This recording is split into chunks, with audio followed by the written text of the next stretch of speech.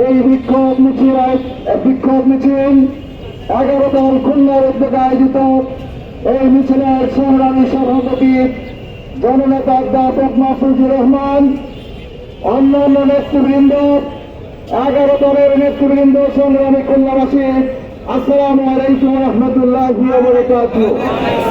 সংগ্রামী খুলনাবাসী, যে গণভোটের রায় বাস্তবায়নের জন্য আজকে আমরা এখানে সমবেত হয়েছি, যে গণভোটের রায়ের পক্ষে কথা বলছি, এই গণভোট ছিল পুরানো বাংলাদেশ ভেঙে নতুন বাংলাদেশ সৃষ্টি করার জন্য।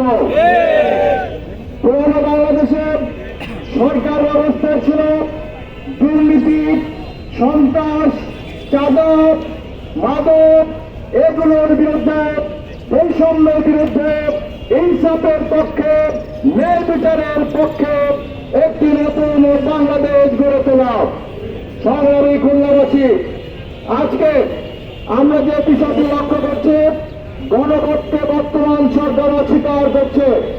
গণভোটের মাধ্যমে সরকারের এবং বাংলাদেশের সংবিধানে যে সংস্কারের কথা বলা হয়েছে, সেই সংস্কারকে না মেনে পুরানো কায়দায় ফেসিবাদে ফিরে যেতে চায় বর্তমানের সরকার। আমরা এই গণভোট জনগণের সমর্থন, 70% জনগণের রায়, এটাকে বাস্তবায়ন করার জন্য আজকের এই সমস্ত বিক্ষোভ কর্মসূচির মাধ্যমে আমরা তাদেরকে সতর্ক করতে চাই, আহ্বান জানাতে চাই, অবিলম্বে গণরায়কে মেনে নিতে হবে। আমার এই গণরায় নিয়ে তালবাহানা করার মধ্যে দিয়ে আমরা লক্ষ্য করেছি ইতিমধ্যেই নানাবিধ বিশৃঙ্খলা দেখা দিয়েছে। ফ্যাসিবাদের নানাবিধ কর্মকাণ্ড প্রয়োগ করা শুরু করেছে।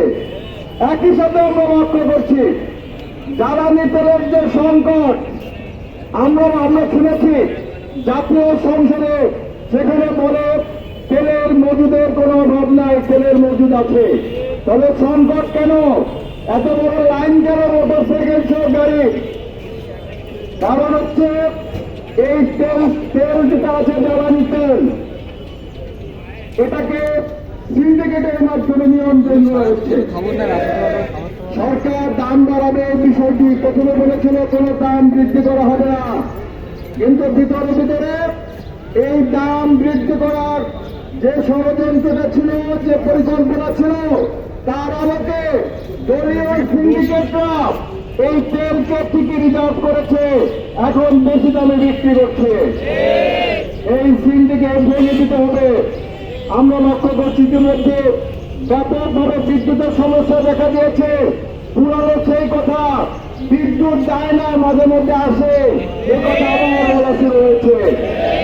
সে কারণে আমরা এই বিদ্যুতের সমস্যার সমাধান, সকল ধরনের সিন্ডিকেট ভেঙে দিয়ে দ্রব্যমূল্যের নিয়ন্ত্রণ করার জন্য এই সরকারের প্রতি আহ্বান জানাচ্ছি। আজকের এই বিক্ষোভ সমাবেশ থেকে পরিশেষে আহ্বান জানাতে চাই, অবিলম্বে জনগণের রায়কে মেনে নিন এবং তা বাস্তবায়ন করুন। যদি সেটা না করেন, তাহলে যে কোনো সময়, যে কোনো বর্ষে, যে কোনো মাসে, যে কোনো দিনে আবার ওই চূড়ান্ত অভ্যুত্থান সৃষ্টি হবে। এই সতর্কতা জানিয়ে আমার কথা শেষ করছি। আল্লাহ হাফেজ। বাংলাদেশ জিন্দাবাদ। 11 দল জিন্দাবাদ।